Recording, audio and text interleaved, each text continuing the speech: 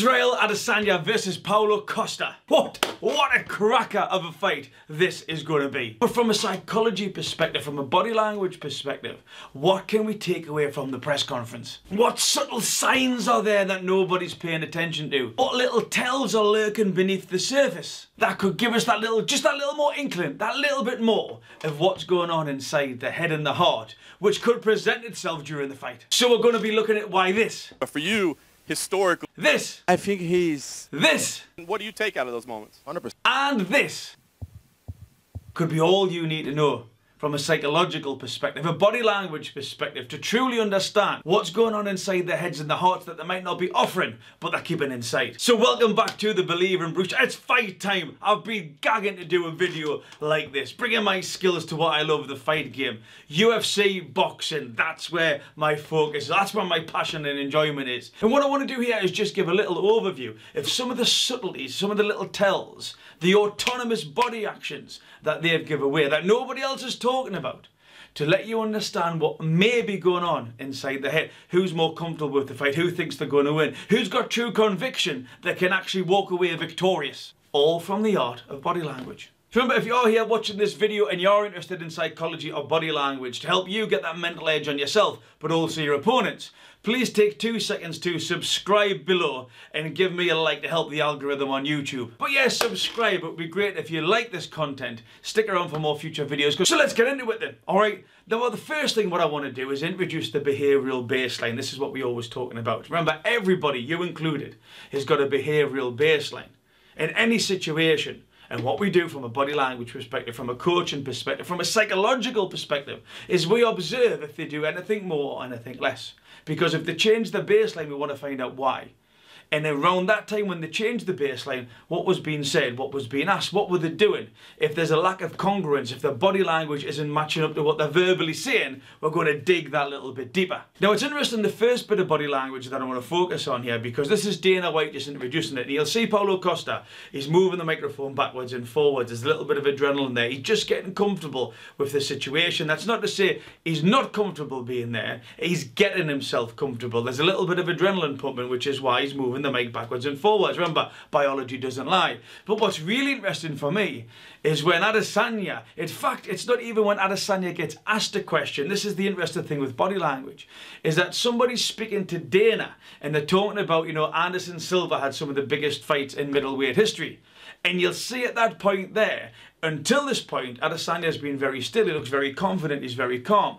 But when he mentions or when he hears somebody saying about it's Silva who's had the biggest middleweight fights in history, you'll see him raise up here, which is adrenaline, and he'll do this little shake of the head. He doesn't like hearing that news. Now, and it's at the time specifically when he says about Anderson Silva having some of the biggest middleweight fights in history, you'll see him shake this head. And then he does the second shake of the head, which is often, it's like, oh, I've shook my head, people have noticed that, so I'll try and shake it again so it looks as though I've got a fly in my ear or something along those lines. But it's what's been said at that particular time. Remember, the adrenaline. And then you've got a double behavioural cluster. Biology doesn't lie, have a look. Sure, you'd have a men's title fight with an undefeated champion, an undefeated challenger. I mean, I imagine some of Anderson's fights are the biggest middleweight title fights in history, but for you, historically. Now here we've got Paulo Costa. Paulo Costa, it's a bit of affirmation, it's a bit of praise, if I can say that, from Dana White. Because Dana White says, oh, it's great when I've got two of the baddest dudes on the planet here. Now, Dana White's a promoter. Take my hat off to you, Dana. Keep doing that. But you'll see what Paulo Costa does. He opens his legs. Yeah, when he hears that affirmation, when he hears that praise, you'll see him open his legs. It's if he's saying, hey, Dana, come on, baby. Yeah, so he opens his legs up. Now, with that praise and with that body language, you can see that he responds well to dopamine. You can see that he responds well to adulation. He's opened himself up. One of the most protective areas down there, yeah, he's opened that up. So he likes Dana White saying that he is one of the two baddest dudes on the planet. What's the importance of this fight? Yeah, no, I love these kind of fights. When you have two of the baddest dudes in the world, undefeated, in their prime, facing off for the world title, nothing. And then there's an interesting bit here where we talk about the stare down. Now, these gentlemen met each other the day before or the day before that, and they're talking about the stare down. And Izzy's being asked the question, but as he's being asked, I want you to watch what Costa does. He starts adjusting himself All right, he's not comfortable with what happened in the stare down, regardless of what he says, okay? Regardless of what he says. He doesn't need to adjust his clothes. He doesn't need to adjust his clothes at all. An adjustment of the clothes, it's like, and you'll see people when fighters come face to face, you'll see fighters like trying to just get myself tidy. It's because they're uncomfortable with that situation. They're trying to present a different image. They're trying to get that image out of the head. Not just fighters, in life in general. But then again, we've got a double behavioural cluster here. We've got 1 + 2 and it's there, it's locked in. Watch what he does with his leg. You'll see him scratch with the nails. That's the key. He scratches himself with the nails. That's an irritation. So the fact that they're talking about the stare down that occurred, or the meeting of the two that occurred, and you'll see him adjust his clothes, and then the second behavioural cluster, scratch. He wasn't comfortable there. Nobody can see anything. Biology doesn't lie. Take a look for yourself. We're all looking forward to the stare down. We're excited that we get to have those. That's something we haven't got to do a lot lately. What about you? Do you enjoy that moment of getting up close and getting that close to somebody ahead of a fight? And what do you take out of those moments? Costa has asked a question about when you've watched Izzy's fights previously, what does his opponents do wrong? What his opponents have done that you would change? What would you do differently? Something of that ilk. And what you see here is he answers it, but watch what he does with his left arm. His microphone's here and he brings his left arm across. He literally comes across his chest, all right? That's called ventral protection. Why is that interesting? Well, as he's been asked that question, he is seeing, or what he believes Adesanya can do to him. Remember, what do you do more of? What do you do less of? What's your emotional baseline? Up until that point there, this is the first time that I'm aware of that he brings his hand across his chest. So when he's saying about what would he do different, or what would he try to, techniques or skills to change, to adapt, that Adesanya's opponents haven't done previously, he is aware of the danger that Adesanya brings, because this is why you see the arm coming across the chest. I'm protecting my thoracic area. Is that something where he thinks Adesanya is going to attack? Is that something where he thinks Adesanya is going to attack? Is that somewhere where he thinks he might be vulnerable? I don't know. But what you can gauge from the body language is he wants to protect his vital organs for a reason. And the question being asked is, what would he do differently? You've got that internal narrative that goes on. Boom, the arm comes across. Take a look. 100%. That's why I already did it. You know, I didn't have to walk back, but I did. Israel's had some fantastic fights and some highlights in the UFC. When you look at his opponents, what's the biggest mistake or a common mistake that his opponents make against him? No, I talk too much. I think he knows my potential, my powerful, how dangerous I am. Now for me, this next part gives a potential for what could play out in the fight. I see Izzy as almost the orchestrator here. Because what Izzy's doing is he's putting barbs out there, he's putting gags out there, he's actually verbally attacking Costa. He's the one, he's this almost heckler in the audience, if you will. And what you've got is Costa is responding to him. Costa's trying to give an explanation. He tries to give reason answers, but what the bigger picture is that Izzy is controlling that space psychologically. He's abusing him, he's making fun of him, and in Costa, rather than doing something back or ignoring him, he starts playing in, and this is what I see could be happening in the fight.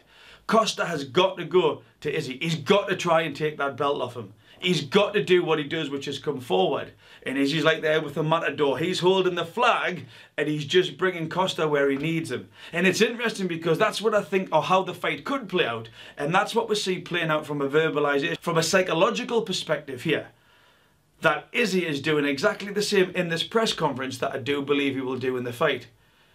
And Costa is responding. That's the worrying thing for Costa or Costa fans. He is allowing himself to be lulled in and guided, manipulated by Izzy's mental strategy. Take a look. And yes, this fight can be on the ground also. He sucked as a grappler. Whenever he shoots, he loses his gas tank within the first or second shot. You never saw my grappling.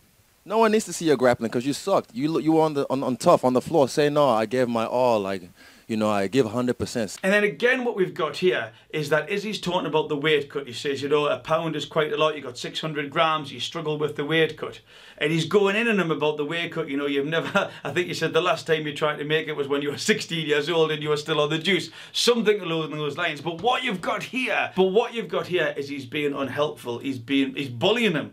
Mentally bullying, verbally bullying, that's what he's really doing. And rather than Costa take his own route and control that situation, yet again what we see is him being pulled in to try to give an explanation, a logical answer, rather than just going back at him and controlling him, literally Izzy is just putting the line out there, reeling him in, and Costa is being brought in. Never made 185 on the dot, and every time, you know, you have that 1 pound allowance, and he's already struggling, but that 1 pound, that 600 grams is a lot, especially for if you've never been there before. But it's never really been an issue for me. I feel great. I don't feel drawn out. I can be in the sun all day, but I just like to relax when it's fight week. Did you anticipate? Go on, sorry, Paul. I have been make 185. When you were 16. I did. Still on the juice. But then what we do see right at the end is a flip. Is that when Costa starts taking the mix, starts having some fun at the expense of Izzy's earring. Says, you know, my mum wears stuff like that. And that's where you see Izzy start to lick his lips. You know, he starts getting abusive, he starts swearing. He doesn't look comfortable when Costa starts putting it on him. So there's a little bit pressure there that it's flipped. And that's where you see the lip, remember the lip lick is an animalistic reaction. It's the adrenal spikes when we talk about the limbic system. That thalamus has picked something up, it's passed it to the amygdala. The amygdala has taught the pituitary gland to the adrenal glands. The adrenal glands have started pumping. The mouth's gone dry, and he's ready to go right there. That doesn't mean he's scared, that means he's ready to go. Now, is that a lack of emotional control? Is that something that Costa said about the earring? Has that just hit home for some reason that we don't know? But what you've got, without question, indubitably, is that lick of the lips, and you can see that he's almost ready for a fight right now in that potential moment. Have a look. I like his earrings. He's beautiful. I said I think can fit it on my him. mom I said has one. I'll fit this on him on Saturday night. I think my mom has one very similar of his ring. You wish your mom had one very similar. Beautiful. You wish your mom had one very similar. Beautiful. Shut the f up before I become your stepdad. So again, when you bring that together, you've got Izzy as almost the matador, the orchestra, like holding the flag, conducting the band, and Costa moving in. You can see Costa's uncomfortable by the irritation of the clothes, the scratch of the leg. You can also see that he has got it in the potential, he's got it in his potential to flip that round and maybe control Izzy in a way that Izzy wouldn't like to be controlled. And how do I see this playing out? Well, again, I would have to go with the data. It's not to say that Costa can't win. Absolutely can, but Izzy's the champion. Costa has to go towards him. He must go towards him in order to take that belt off him. Izzy is well known for being that defensive fighter. Yes, he can strike, absolutely, but he's great on the back foot. He controls that space. He's very fluid with his movement in and out. Costa has to come to him. Izzy's great at defensive, offensive defensive, if you will, type of attack. So when you put that all together, as well as Izzy just being mentally more in control of that press conference, I do believe he'll bring that more mental control into the fight. Izzy has done 5 rounds a number of times, Costa hasn't yet. There is that question over the gas tank. Whether it's true or not is debatable. But I just think the numbers are stacked more in Izzy's favour. As we go into this fight. But just as a fight fan, who really cares? You've got the body language, you've got the psychology. But all I want to do is I just want to see them fight. So hopefully I'll give you a bit of education about some of the subtle tells that you may not have noticed within the press conference and what they could potentially lead to, what they could route to, what the output could be. Remember, thinking, feeling, boom, leads to acting. If you're more in control of your thoughts and feelings, you're more likely to get the high performance that you require in your event or on the night of the fight. Yeah, remember, subscribe, give us a like, put your comments below, but more important than any of this, believe in Bruce. Remember to be kind to yourselves and each other.